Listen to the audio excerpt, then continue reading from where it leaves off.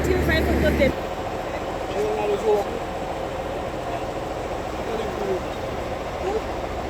Natalie Pool. Yeah, what's that?